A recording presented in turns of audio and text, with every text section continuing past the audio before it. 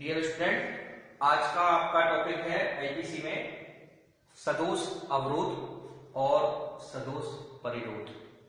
यह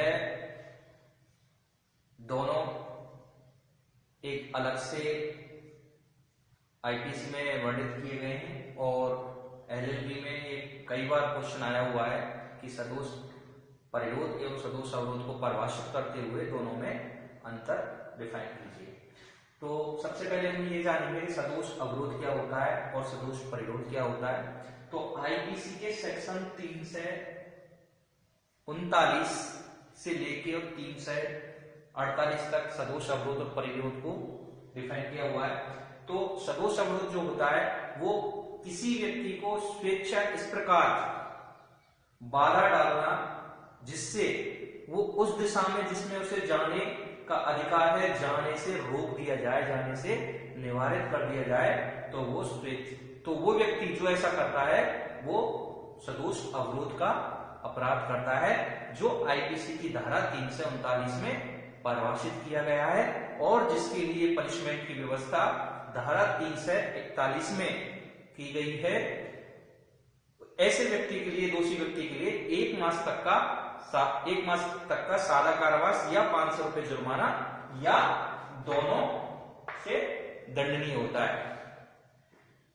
आप कई बार देखते होंगे जितने भी 323, 341 के मामले होते हैं उनमें 341 ही लगती है। जिस आईपीसी की जिस धारा में अपराध को परिभाषित किया जाता है वो धारा कभी भी नहीं लगती है। जिस धारा के अधीन अपराधी पनिशेबल होगा आरोप पत्र में केवल उस धारा का ही उल्लेख किया जाता है। अब आते हैं हम सदोष परिरोध। सदोष परिरोध किसी व्यक्ति को किसी निश्चित परिसीमा से जाने से निवारित किया जाना सदोष परिरोध का अपराध गठित करता है।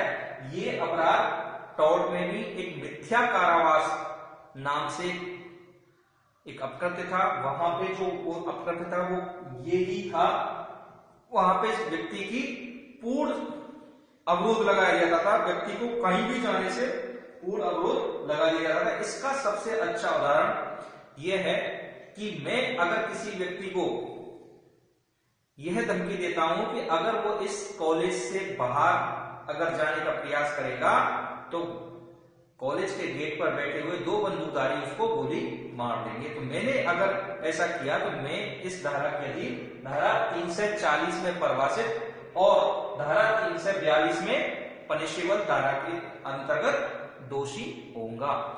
एग्जाम में कई बार ये क्वेश्चन आया हुआ है कि एक व्यक्ति ने किसी व्यक्ति से लिफ्ट मांगी और ऐसा व्यक्ति उस व्यक्ति को लिफ्ट देके उसको उतरना था भरतपुर, वो ले गया उसको आगरा। तो उस व्यक्ति ने कौन सा अपराध किया? तो यहाँ पे जो अपराध है वो है आपके सदोष परिरोध। यानी उसने उस व्यक्ति को जिस भी वाहन से वो जा रहा था उस वाहन की परिसीमा के अंदर कैद कर लिया और वो व्यक्ति उस वाहन में से तो उतर नहीं सकता था।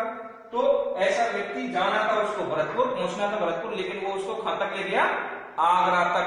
तो यहाँ पे जो अपराध है ये आपके सदोष परिरोध की कैटेगरी में आता है, जिसके लिए धारा 342 में पनिशेबल किया गया है और धारा 342 में जो इसके लिए पनिशमेंट है वो है 1 वर्ष तक का सादा कठिन कारावास या 1000 रुपए जुर्माना या दोनों। अब सदोष अवरोध के जो उच्चतर रूप हैं सदोष परिरोध अवरोध के वो आपके धारा 343 से लेके और धारा 348 तक बताए गए हैं। लेकिन इन सब में जो इंपॉर्टेंट और ध्यान रखने वाली बात एक धारा है वो है धारा 345। इस धारा में इसको प्रैक्टिकल में समझने के लिए कि कई बार ऐसा होता है कि हाईकोर्ट में किसी व्यक्ति द्वारा हैबियस कॉर्पस की रिट लगाई जाती है और हैबियस कॉर्पस की रिट निकलने के बावजूद भी उस व्यक्ति को कैद कर दिया जाता है। तो जो व्यक्ति ऐसा करता है उसको परिरोध में रखता है, उसके लिए आईपीसी की धारा 345 में पनिशमेंट की व्यवस्था की गई है। तो ये एक तरीके से इस धारा 345 का टाइटल है ऐसे व्यक्ति का सदोष परिरोध जिसको छोड़ने के लिए रिट निकल चुका है। अब चूंकि रिट 5 रिटों में से केवल एकमात्र हैबियस कॉर्पस की रिट है जो व्यक्ति की स्वतंत्रता को सुनिश्चित करने के लिए जारी की जाती है यदि ऐसे व्यक्ति को कहीं पे अवरोधित कर रखा है।